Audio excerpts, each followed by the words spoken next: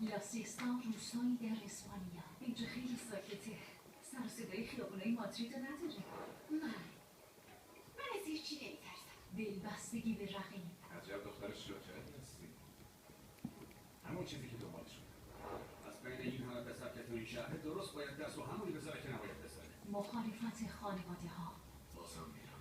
خیلی خوب، اتفاقی که افتاده اشکالی نداره. همینا بهش بگو هنوز تصمیمی نگرفت. تنگ دستی.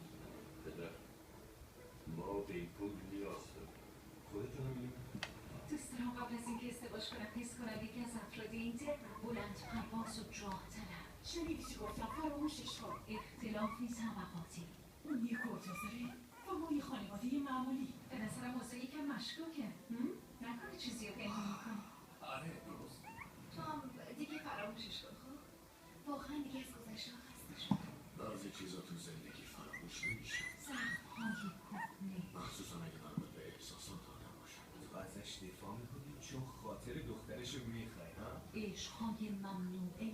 بعضی وقتا آدم عاشق کسی میشن که نباید بشن.